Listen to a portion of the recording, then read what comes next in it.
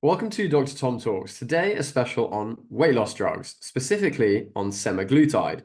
So you might have heard of Ozempic, you might have heard of Wegovy. That's what I'm going to be talking about. And even more specifically, I'm going to be talking about how they work in the human body with the help of the biodigital human. So very quickly, by way of background, Ozempic is a type 2 diabetes medication designed to help type 2 diabetes patients control their blood sugar, but it was found to also cause weight loss.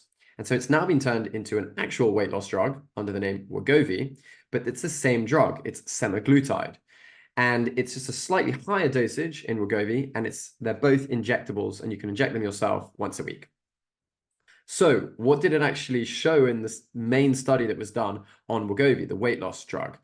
About 2,000 individuals took part in this study, and they were obese or they had excess weight with a medical condition. And it was also paired, I have to stress, with a lower calorie diet and exercise. But the overall result is those who took Wegovy as opposed to the placebo, on average, lost 15% of their body weight. And that equated to about 35 pounds. And they were able to keep that off in that 68-week study. I have to say that the starting weight on average was about 232 pounds. So remember, this is for overweight and obese individuals. But let's look into how it actually works in the body. So let's take a look at what happens when you just have, food or drink normally. So you have a sugary drink or you have a meal, goes in your mouth, down your esophagus, into your stomach, and then it's emptied into the small intestine here. Here's your small intestine.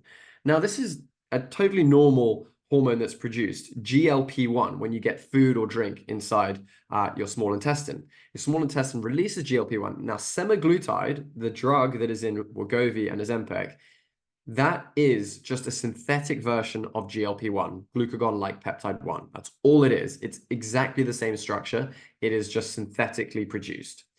And so what does glucagon-like peptide 1 or semaglutide do when it enters your body to cause you to perhaps be able to manage your weight better or lose weight?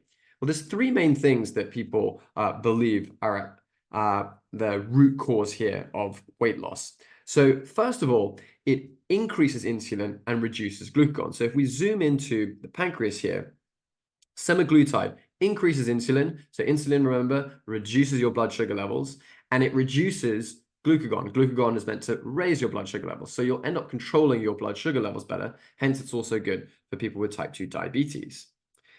One of the other things that it does is if you look at the stomach, it actually slows gastric emptying. So we'll zoom into the stomach here, and this is your stomach squeezing, taking the food from your esophagus down to the small intestine. What semaglutide does is it delays that process and it keeps food in your stomach for longer. So you stay fuller for longer and you don't crave your next meal. You don't feel as hungry, sooner after your last meal. And finally, and perhaps most importantly, there's actually an effect on the brain, specifically the hypothalamus.